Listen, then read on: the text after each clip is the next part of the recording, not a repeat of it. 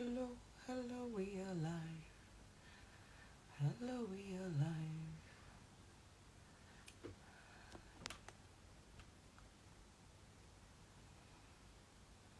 Hello, Go.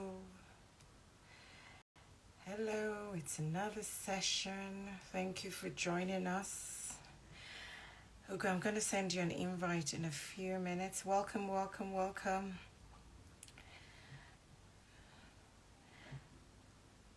Welcome, welcome, welcome. Hi, Hugo, I can see you. I'm going to send you a request now. I'm going to invite. Welcome to everyone that's joined us. Another exciting session. Hugo, I've sent you an invite. I'm here. Can you see me? There? Excellent. Hello. Hello, Liz. Hello, Steph. Chizine. Hello. Ooh, welcome everyone. Hello, Rola.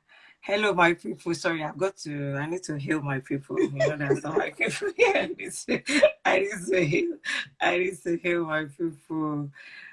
Okay, so warm welcome to everyone. We're gonna kick off. Yes, Rola. Hello, darling. How are you? Hello, Sly Castlinos. Thank you, everybody. Another session. Okay. Thank you, Go, for being on time. You look glam. Okay. Okay, thank you, everyone, for joining. Okay, we're going to kick off now. Go. Wow. Are you still on there? Okay, I think she's dropped off. I saw a message to say she was unable to join. I'm going to send you another request, Ugo, because I think you've dropped off. And I'll wait for her to join. Okay, Ugo, it says you've joined, so we'll just wait for you. I can see you. Can you see me? Okay, it's frozen. Can everybody else see how? Is it just me? Can I ask my people to send a comment so I know what we can see? Okay. I'm here. Can you see me? I can see, but it's a frozen screen from before. It's still frozen. You can't. Is it? Okay, yeah, here it says you're here. You're frozen. It's okay. If or any of, can you see her? If it says yes, okay. Okay. I don't want to log out and restart. All I'm seeing is a frozen screen that you had before, so maybe it's from... You want me to get? Should I? We can see you now. Okay. Well, let's see. We can see you now. Okay. Okay. Should I sign out and sign back out in? and sign back in. What I can see is a frozen screen of your previous face. Okay, let me do that. So if that doesn't drop off, Oyinko Juice, thank you for joining us. We can see. Okay, we'll wait for her to come back. Don't worry. Thank you, everybody, for joining. It's going to be an excellent and exciting time today, as usual. So I'm going to invite Ugo again. See, once we have all these kind of issues, it tells me that it's going to be a hot session. You know when something is going to be hot? I'm excited already. That's why you always have all these teething problems. Ugo, if not, just send me a request. If you can see me, okay, I think she's dropped off totally. Okay, we'll wait for her to come back. Unique Ugo is Sandra. Oh, welcome everybody. Okay. I've accepted Ugo, so we'll see if we can join now. Yes, it's going to be hot. It's like even we are feeling this thing. Okay. Please don't worry about technology. We've already prayed ahead of technology, so it will behave.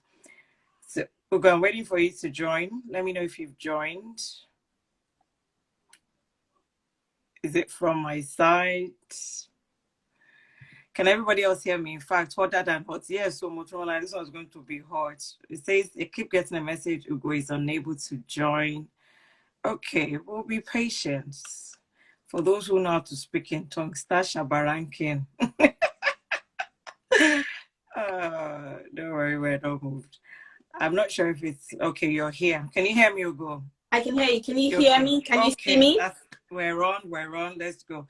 You know what I said? Well, I know when sessions are going to be hot. That's when we get all these things coming up. Hello, BC. Hello, Mama Zad. You know. Okay, so let's crack on, because I know we've got Ugo here now. Ugo, thank you so much for joining.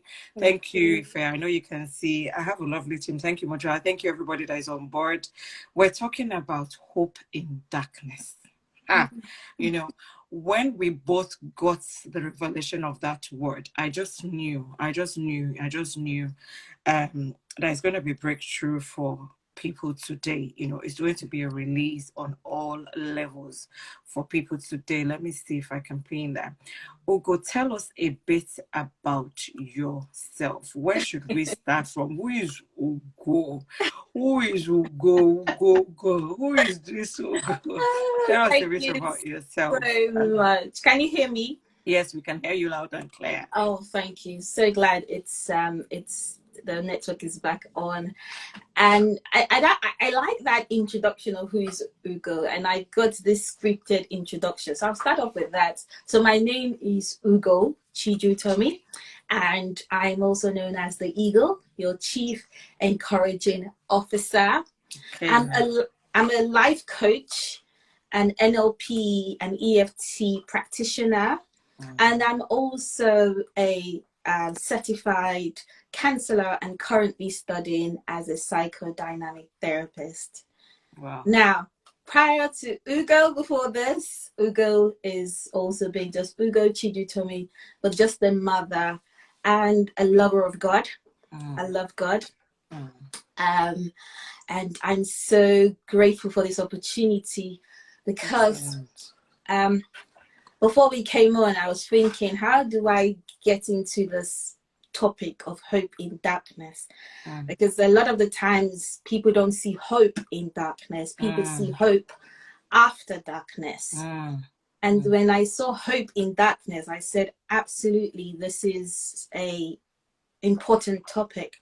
To know that hope does exist in darkness, after darkness, and throughout our existence here on earth. So thank you so much. Thank you, Ugo. You know, that's just, thank you for that introduction. I see you, my lovely friend Caroline Popola, and a happy birthday to you. It was a birthday a few days ago, so a warm welcome to you. Thank you, Ugo, for that introduction. And it's amazing. You know, we tend to say this, and we don't want to say it as a cliche. We say that, you know, that light, you know, the presence of light, you know, takes away darkness. And for me, hope really should take away darkness. But really and truly, do we feel it? You know, hello, my beautiful. Do we feel that hope? And how can we get our hopes in a place of darkness?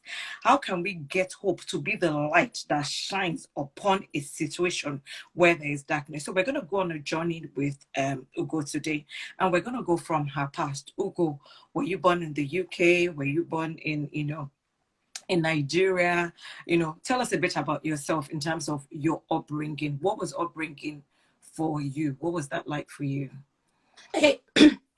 Thank you for that. I don't really tend to go into that, but I'm happy to share that today, because I wanted people to follow the journey to see how important it is that regardless of your background, regardless of what you're exposed to, there is a beautiful story intertwined into you. So firstly, I'm from Nigeria, you know, grew up here in the UK, but I'm very much a background, my growing up is a African background. It's very Nigerian. My parents are very Nigerian. So even if I was, you know, I grew up here in terms of my adult age, from my teenager age, it was still stemmed in my African culture. Now, prior to that, I was in Nigeria. I lived in Nigeria up until a certain early age of my life.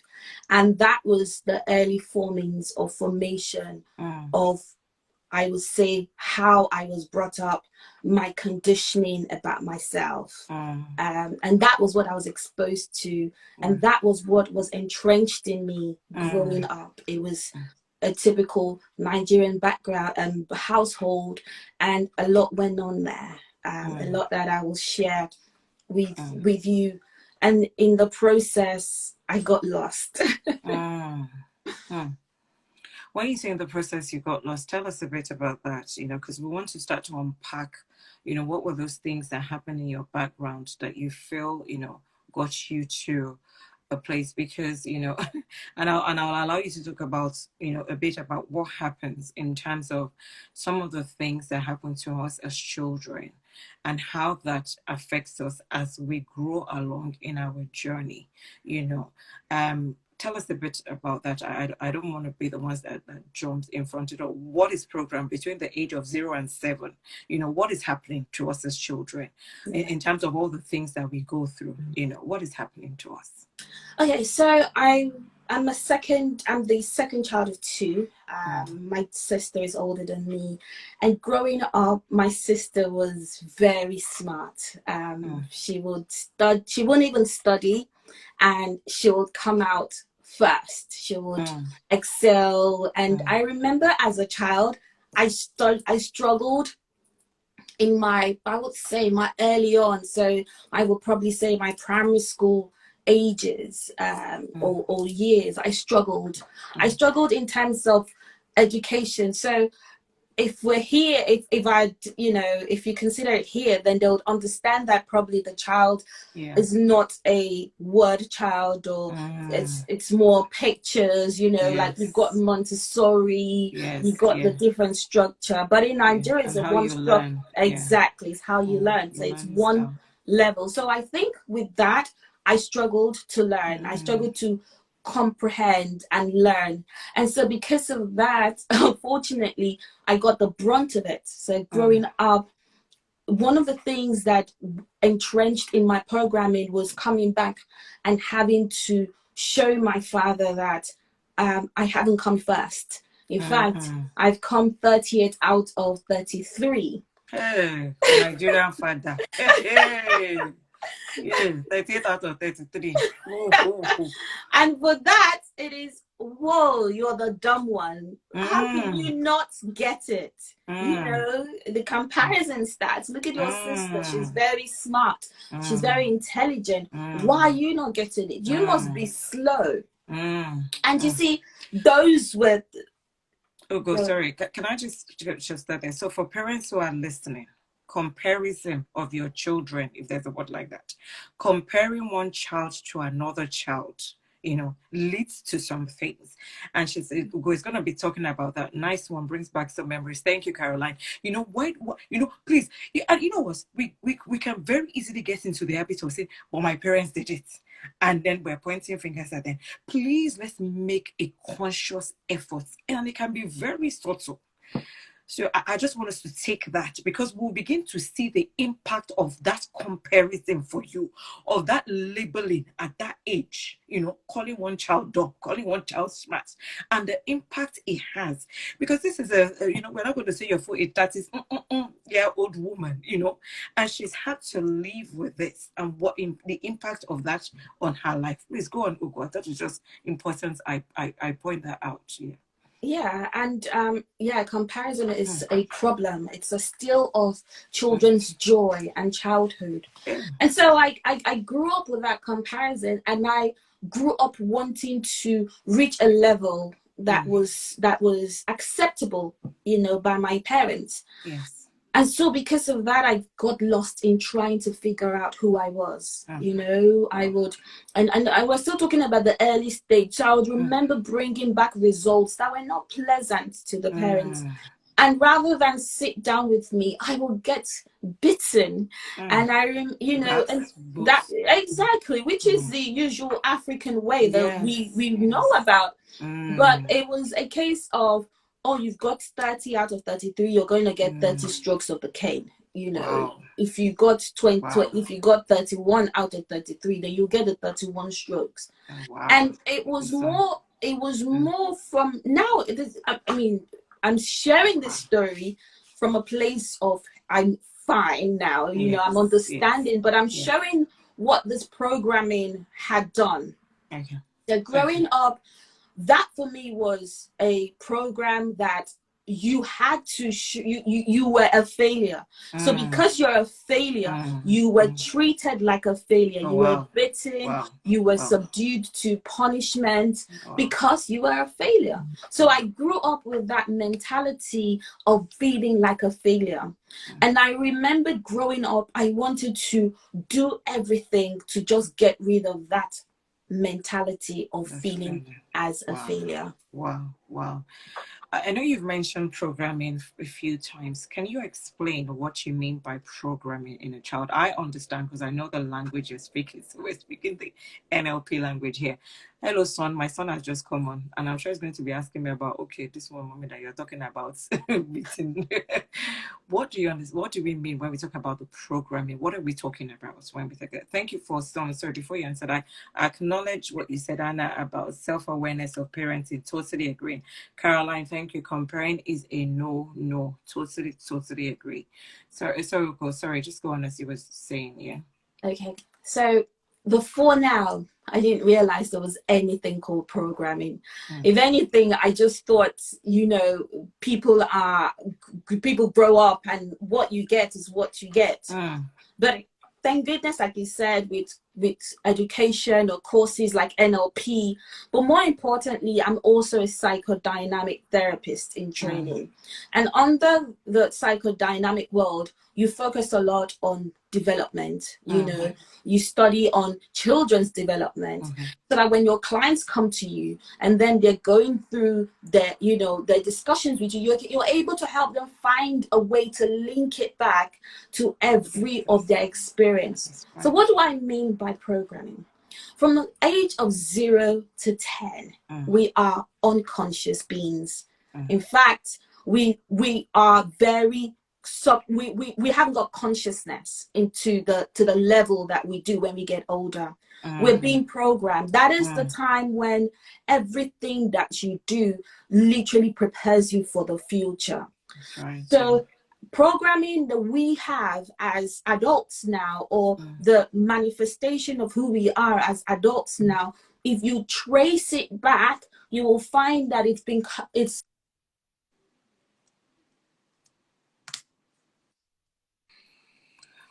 I think we lost you there. Can you see me? Yeah, we can hear you now. Yeah, that's fine. Yeah. And so it's happened because of how you've been programmed. And so when I talk about programming, it's because I've had to study it. I've had to sit into it. And then I've had to go back to my programming. Now, I had lots of programming, and one of them were the actions or the inactions of my caregivers, i.e. my parents. So not showing love the way they're supposed to show love. Not realizing that one child needs affirmation and affection. Treating children like, no, you should be seen and not heard. In those cases, they make up your idea of yourself. And this was when I started to form the wrong idea of who I was. Wow. And so we can link programming from the past. And, you were saying something very important that, at that age, children are like sponges. So they're just soaking up, whatever it is that they see, they internalize all those things, that they're seeing. Their environment begins to define them. Their environment, begins to shape their thought process and their decision making. So when that started forming you, so looking at where you are now, how then did you get to that place? You talked about the place of darkness, you talked about the place, how did you get there in terms of what you experienced as a child? No. So I like the way you've taken the journey. So I started off to show you how the idea of who I am started to form. So in the back of the mind, in my subconscious, I was going to explain, there are two parts of the mind, which is the conscious and the subconscious. The conscious part of me is the everyday, as I'm talking, I'm a bit conscious. The subconscious part is the part that runs regardless. Now, from that time when I was programmed based on what my parents thought were the right way of bringing up kids, it had been delivered in my subconscious. Mm. So regardless of it, I will be running these programs. And one Mm. of them was feeling worthless, feeling like I wasn't good enough. Type that down. Feeling worthless, feeling worthless. Those are the kind of things we do not want to live here with. Thank you. So that was a program that was running in your subconscious. Hey, come on. Go on. That was the program that was running in my subconscious, feeling not good enough. No matter Not what good I enough. did, I was Wow. just always seeking, I'm not good enough. I would tell myself all these negative things about myself. And so I started to realize that there was a pattern here. And you know what? I said about the idea of this upbringing or programming had built the wrong image of who I was. So I walked around thinking, Ugo, you're nothing. You're nothing. You're rubbish. I literally believed I was rubbish. And so this got so entrenched in my belief, my self-belief of myself. And so I would run thoughts about myself feeling rubbish. I would think rubbish thoughts, and I would produce rubbish emotions. I would be angry, sad, depressed. And so this feeling went on and on and on, so much so it led me to the deepest darkness of feeling depressed and even suicidal. That was when I knew that there was a problem. Wow. So that state of feeling depressed, that state of feeling hopeless, that state of feeling suicidal, and you were going through your normal day-to-day activities. Normal day-to-day activities. I mean, people would see me outside and I was always smiling, but inside I was crying. Inside I knew that I didn't have a healthy image of myself. I didn't have a healthy belief of myself. I couldn't think that I could do anything in myself, even if at this point I was going on to achieve things, like I had finished my first degree, I had gone on to do my master's, but still then there was a me that was fighting the real me. Now, this is where it became very, very interesting. I just used the word, there was a me that was fighting the real me. What I mean about that was, before I got to the light, in the dark place was when the hope started to rise. And in the dark place was when I started to understand the real me. You see, in the dark place was when you started to, in the dark was when I started to understand the real me. And who helped you to understand the real you? There's always the God factor, isn't it? It has to be. You see, the good thing about it was I started to seek. And the Bible says when you seek, you will find. When you seek out the truth, you will find the truth. I was in a place of desperation. I needed to understand, Baba, you've created me. What did you make me for? I remember feeling so depressed and low. I had written out my plan of execution of how I was going to terminate my own life. Wow. And getting to that limit, I thought, but I don't get this. Why? What put me in this state? And in that darkness was when I started to realize that I had a real me, and I had a me that was constructed by the outside world. Wow. So there were two you. So it brings us back. It brings us back to, what do I mean? I started to understand that I was first spirit. Come on. And I live in a body. Come on. Spirit is perfect. Our spirit is perfect, and it is constantly trying to express itself through our physical body. So I then understood in that darkness that, okay, first of all, you need to understand, who are you, Ugo? Who do you say you are? Please, can someone type it? Who are you? Are you a first spirit? Because it's so important, because we do not really remember that we're first spirits. We focus on that physical us that we see, isn't it? The flesh, the body, the carcass, So yes, please go That on. we focus a lot. I was focusing on the exterior part of me. I focused on what everyone said I was. I focused on the idea that my parents thought of me.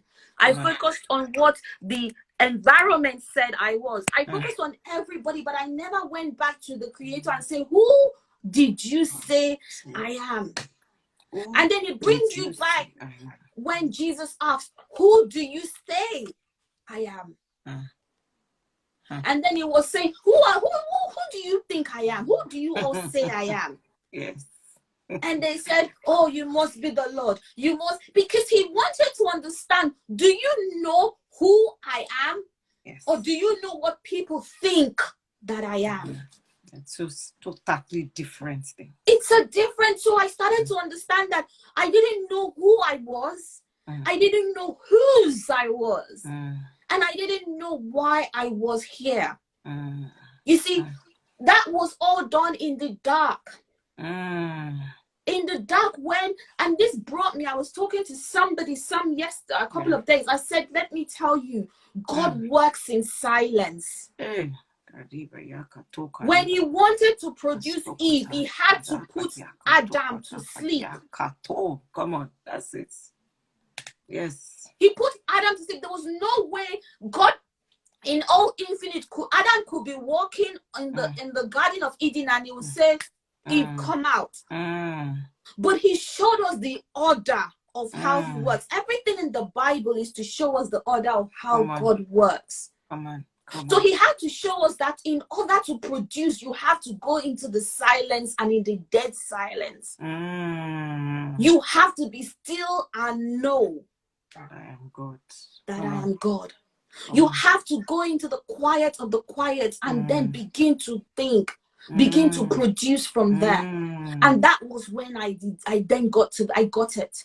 I started to sit in silence. I will go off when I began to realize, there is something calling me. The deep is calling me out. To the deep. That's it. It was calling me out to the deep. And he started to say, who do you think you are, Ugo? I said, but my father called me dumb. He laughed.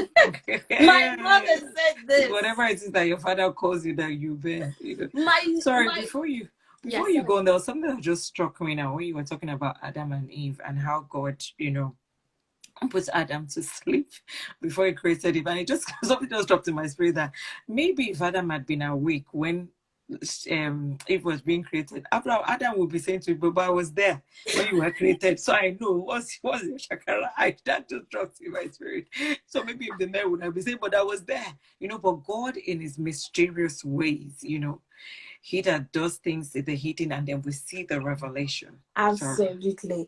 And you see, another thing that when I was reading the Bible, because I take the Bible now and I'm studying it, I'm taking one line and I'm studying. I'm like, what is this? I would not move from that line, even if it's taking me 2 weeks. I don't care. I'm studying that line until I get the revelation.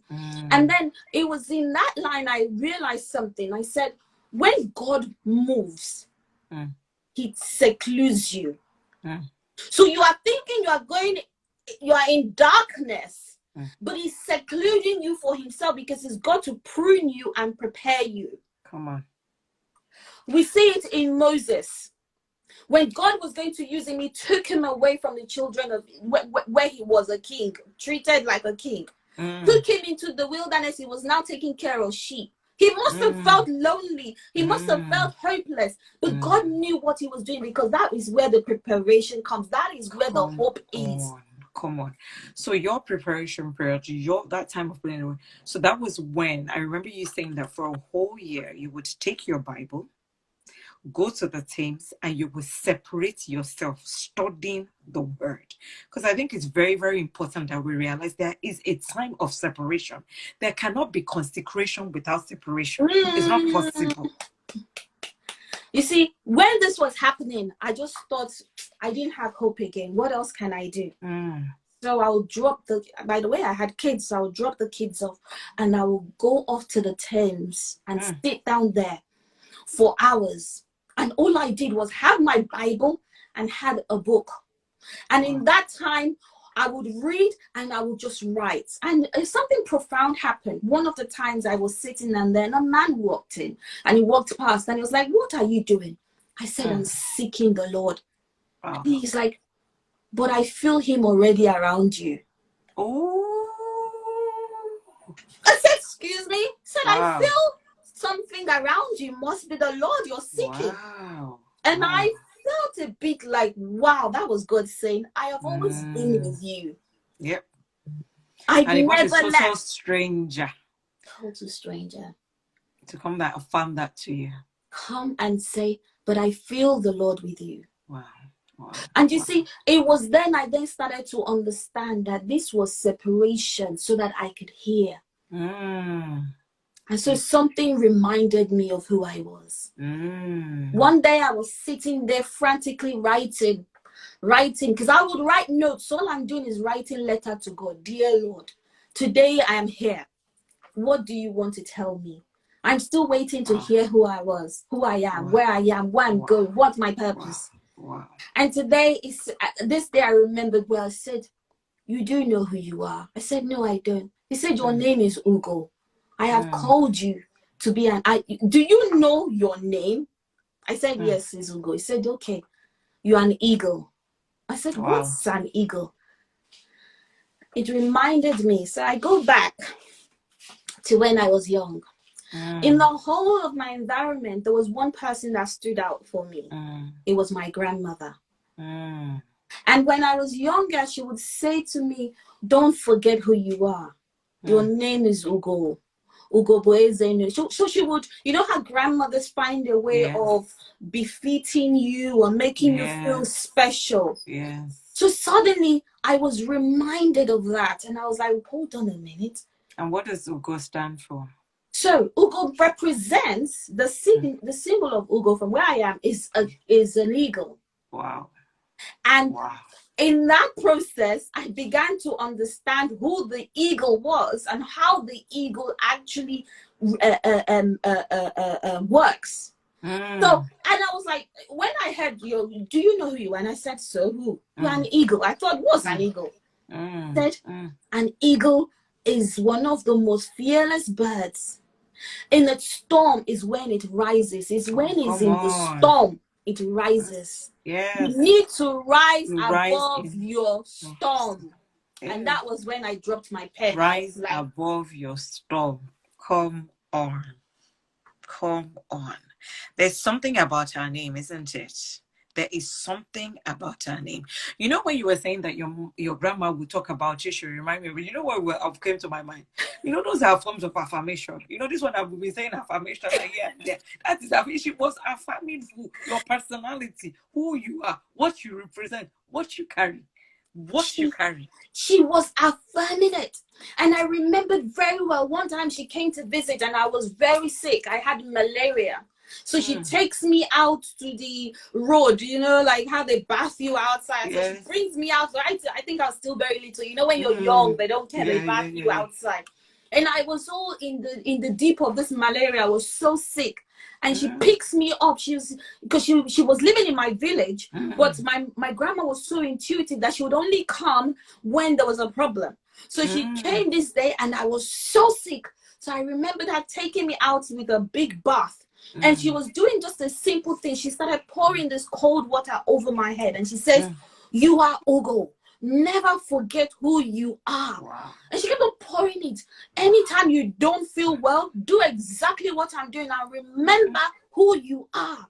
And she was saying all of this in my language, but it was the profoundness of trying to instill the affirmation of who I am. So in this darkness and trying to find hope, I started to study, okay, so what is this eagle that God has said? And then I realized that the eagle only soars with the storm. I was like, oh my word.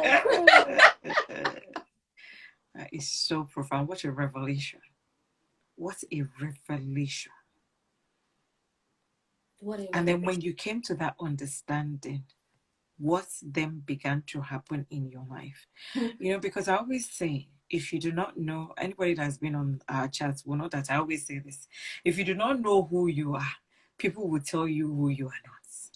If you do not know, people will come. And you've touched on something, you know, that God, when Jesus kept on saying, you know, it is not for child's play that Jesus kept on saying, I am, you know, the way, the truth, and the life. I am the light of the world. I am, you know, when, you know, it's constantly reminding, even when the Pharisees said, even as the disciples says, who do people say I am? You know, who do people say I am? Do we truly know who it is that we are?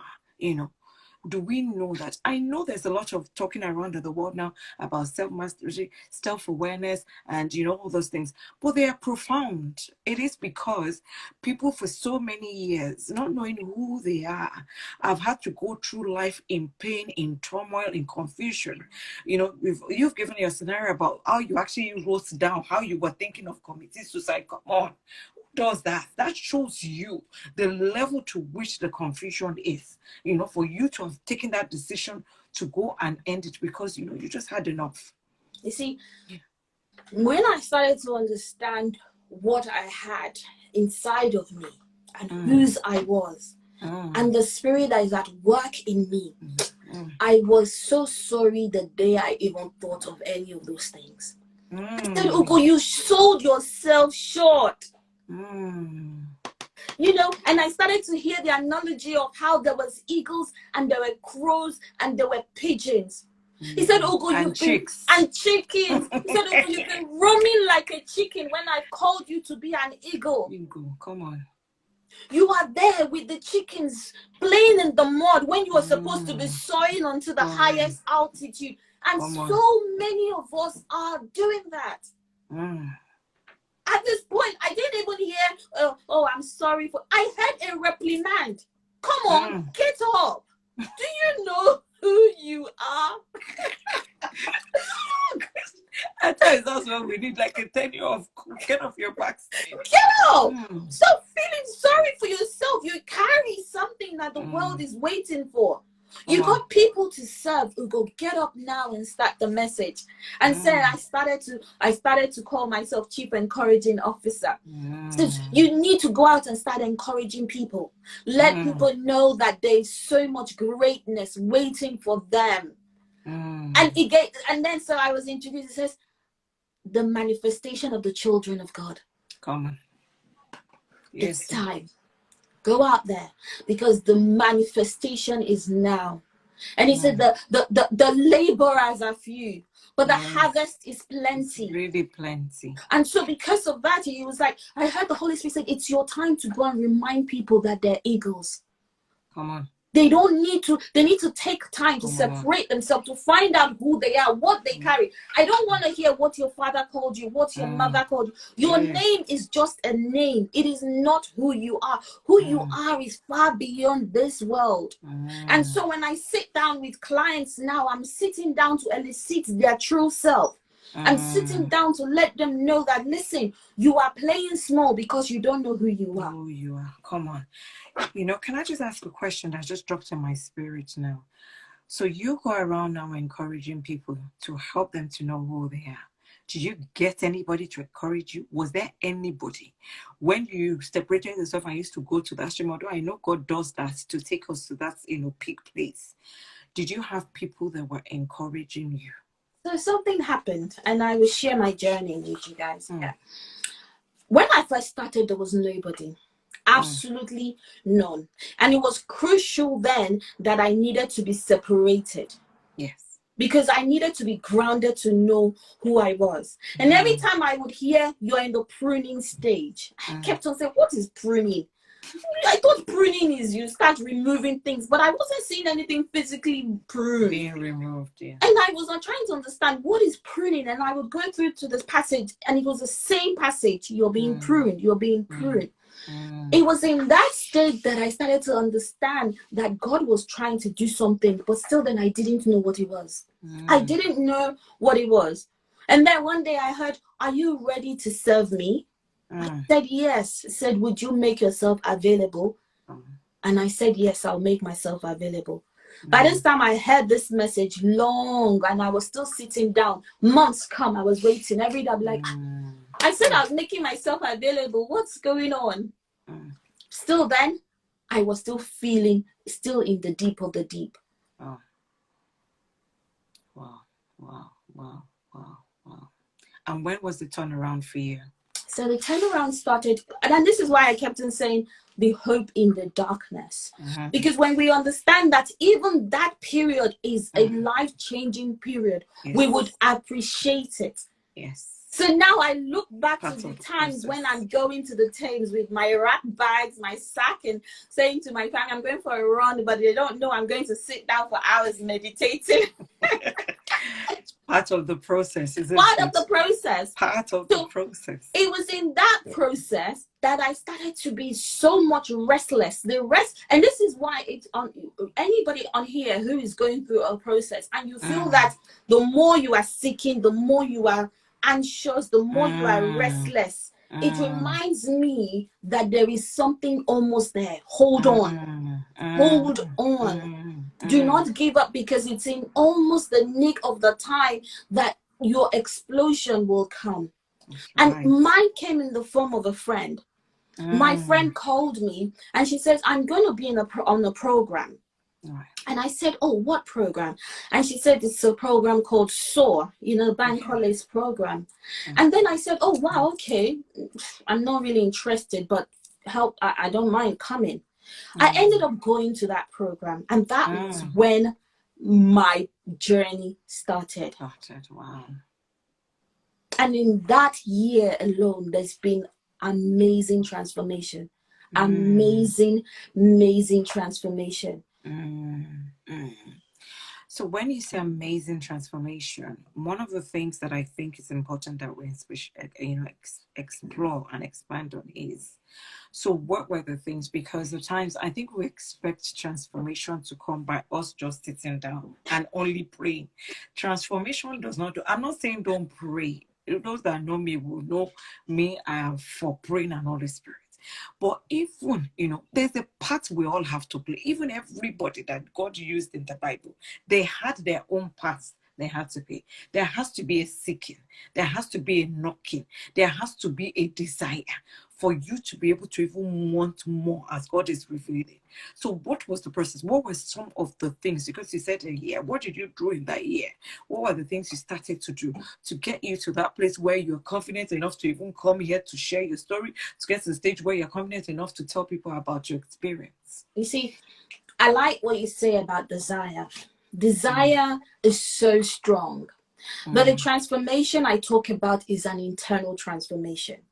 So it's important we begin to understand what needs to be transformed. The transforming that I began to seek was the renewal of my mind. He said, be you transformed by the renewal of your mind. That's right. You see, I've been reading my Bible, I've been studying, I've been doing so many things. I didn't realize that transformation is not just reading the Bible, it's letting the Bible work in you, through you, to begin to transform your mind. And so that's when my transformation came. The first realization was understanding the programmings that I was running. That was number one transformation. The second transformation was understanding the thoughts, my first key dominant thoughts that were taking over my mind. I started to understand the power that I had of my mind, that I am in control of my mind, and that no man, nothing will steal the mind, because it is the mind of God. I started to understand that how God relates to me, how God speaks to me, and that it was important to protect my mind, to understand what is this that He's giving me. So my transformation started from the internal part of me, not external. Because everything you see is temporary. Everything you cannot see is permanent. I started from that. I said, what is it that I cannot see? I can't see my mind. That's where the transformation needs to start. And that's why the Bible said, unless we renew our mind. So you can be a Christian from now till kingdom come. Unless you begin to renew that mind, you will just see that you can be a Christian for 10 years, 15 years, 20 years. Nothing is changing. Everything is still the same until we get to that place of mind renewal. That's exactly where the transformation starts. And it's not hard work. It's not screaming. It's I've done all those. So I know when I say I've done all those things. The key, it starts from stillness, sitting in, understanding, and wanting to hear. Yes. What is it saying to you? Who are you? Has he told you? You know, when I understood one of my key assets, I thought my key asset was my face. Oh, I'm pretty. That's just true. I thought my most important asset, like we sometimes as women, we think our most important asset is our bags. We think our most important asset is our possession. That is nothing compared to the most important technology I carry.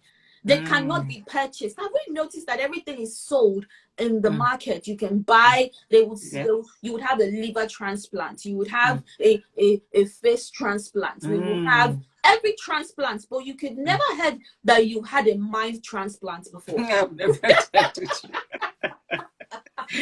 That's so profound. That is so profound. That is where the cocoa is. That is where the cocoa of the cocoa. If only people said, if only my people who are called by my name would listen, will transform. And it starts by sitting down, just 5 minutes. Begin to ask yourself, who am I? Speak, Lord. It's not running. We know we do a lot of kitty kata kata. We do a lot of activities. And those, they do not add up to the real deal. My guide Jesus was always showing us when it's time, we will just go and sit on the mountains. He will just go and sit on the mountains. I'm telling you, separating himself. As we begin to round off, if you believe it or not, we've been here for almost an hour. I can't believe it. As we begin to round up, so in terms of helping people, which I know you do, and bless God for your life, and I know that you've already gone out. I know you're going to be speaking soon on an international platform. What are the ways in which, if people are on here, they need help, how can they get help? They've heard you, they've heard your passion, they've heard about, the fact that the mind cannot be bought. How do you begin to transform your mind, based on all that you've shared with us? You see, I wish I knew what I know now, because I've gone the longer route of suffering and pain that I didn't need to. And what I know now is there are people out there to help you. There are people out there to help you. And so I know when I found out that my purpose was to make sure that other people become eagles, I was excited. I said, let's go. Let's go. And what is that? It's to understand who you are, to unleash your purpose, to unleash your highest version and calling of yourself. To understand that your strength is just great, but you know that you are very, very, very entrenched in the Spirit of God. To be able to help you, link you back to your subconscious, to let you know that you have faculties ready to work on your behalf. That's right. So I train people for that. I train whatever stage you're at, and that you know that you want more. I mostly work with women who are at a stage of saying, you know what, I have plateaued. I need more. And the beautiful thing is you understand where they're coming from because you've walked the walk. You've been on that journey yourself. So it's another thing where you're coming from a place where it's just theory, but you're talking from a place of practical. You're talking from a place where you know the journey, the pains, the hurts, and where they've been through. Absolutely. Some clients come to me, they're telling me stories. I already know that it's from an incident that probably had 5 years, when they were 5 years old. And so I have a quick, before we go, there was a lady, she was in her 40s, 40 something. And she was so still in the pain. And by the time we broke it down, we found out that just one simple incident that happened when she was 10 years old had put her in this box. And so she's roaming in circles, still there, grounded when she's supposed to be soaring, and then still held back. And so just one of my methodologies or one of my modalities with her, we were able to release that. Unlock that. Powerful. Thank you, Go. I know that I think it's next weekend you're doing something, and I really just want you to share that with us so that I've interviewed, you're going to be there. I've interviewed Bankole, who has been another of my guests. Very profound, very, very profound speaker, and he does some programs that are just mind-blowing. Tell us a bit about that as we just round up, and thank you so much for being so open, for sharing your story, for sharing your own pains with us this evening. No, thank you. Thank you.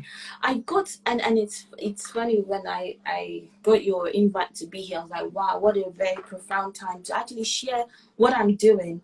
And so I've got an event actually happening this Saturday, the 3rd of September. And it's an in-person event.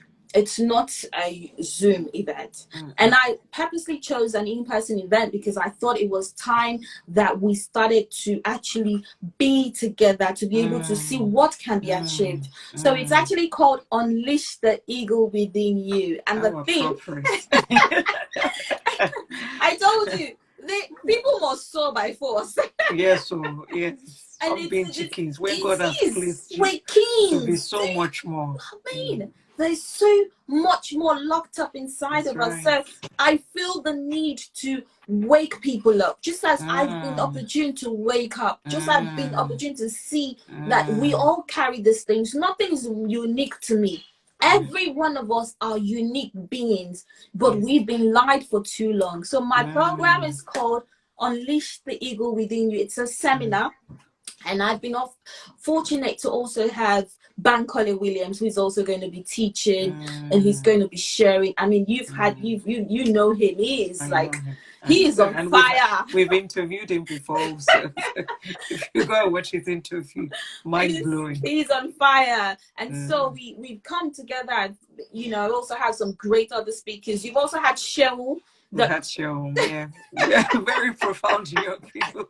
Most of your speakers, we've had them on here, and they're people that have stories that are just extraordinary, and the hand of God in their life is extraordinary. And the truth is, it's not just to hear the story. They will be sharing you the tools. They will be sharing you the ways of how they have been able to tap into the most infinite potential of their mind. They're going to show you how they were able to.